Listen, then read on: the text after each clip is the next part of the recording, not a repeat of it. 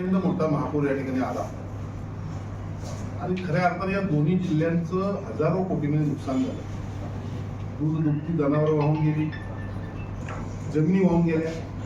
असं होत असताना 2019ला तत्कालीन मुख्यमंत्री आणि सध्याचे मुख्यमंत्री सन्माननीय हे सातत्यानं या सगळ्या पूर परिस्थितीवर लक्ष ठेवून होते आणि 2019ला पूर आला त्यावेळेलाच सन्माननीय देवेंद्रजी परिसरातील नागरिकांना पुराचा त्रास व्हायला नाही पाहिजे यासाठी काही उपाययोजना करणं गरजेचं आहे. या उपाययोजना 2 टप्प्यामध्ये महाराष्ट्र इन्स्टिट्यूशन फॉर ट्रान्सफॉर्मेशन, ज्याला आपण स्टेट नीती म्हणतो, या मित्राच्या माध्यमातून कोल्हापूर आणि सांगली परिसरामध्ये जे 2005, 19, 21 या साली प्रचंड मोठा महापूर या ठिकाणी आला आणि खऱ्या अर्थाने या दोन्ही जिल्ह्यांचं हजारो कोटीमध्ये नुकसान झालं.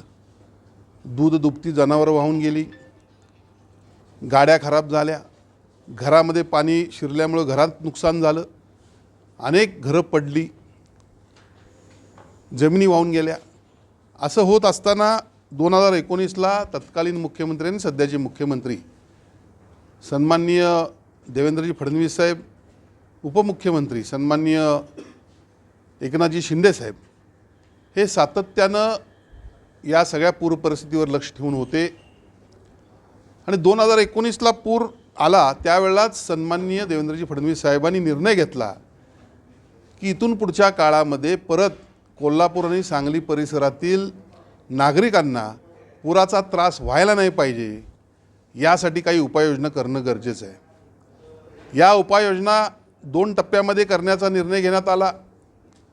सद्यस्थितीमध्ये पुराच्या पाण्यानं होत असलेलं नुकसान टाळण्यासाठी उपाययोजना करणे आणि नंबर 2, जे काही कोल्हापूरच्या वरच्या धरणांपासून जे पाणी इथपर्यंत येत राहतं, म्हणजे अगदी अलमट्टीची फूग या ठिकाणी येत राहती, यासाठी दुसऱ्या टप्प्यामध्ये हे पाणी शिफ्ट करून आपल्या ज्या ठिकाणी पाणी कमी आहे, दूषित भाग आहे, त्या ठिकाणी ते पाणी वळवायचं.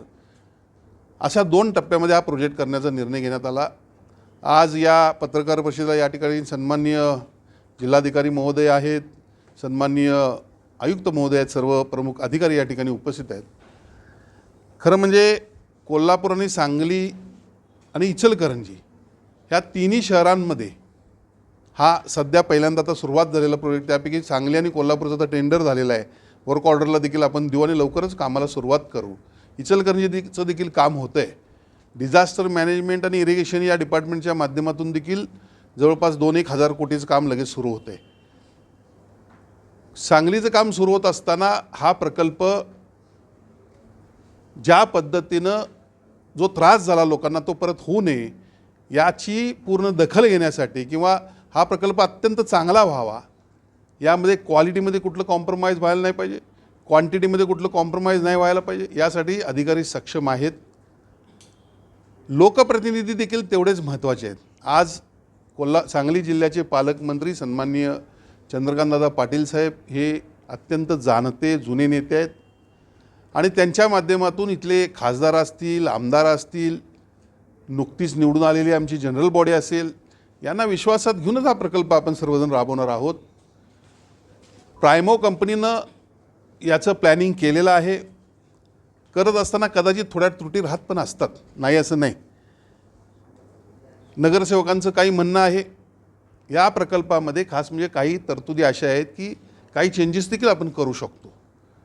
ग्राउंड लेवलवर काम करणारी जी लोकं आहेत, लोकप्रतिनिधी असतात, त्यांना मोठा अनुभव असतो, अनेक वर्षाचा अनुभव असतो, अनेक वर्ष काम झाल्यानंतर ते निवडून येत असतात आणि त्यामुळे त्यांना देखील निश्चितपणे विश्वासात घेऊन हे काम पूर्ण केलं जाणार आहे.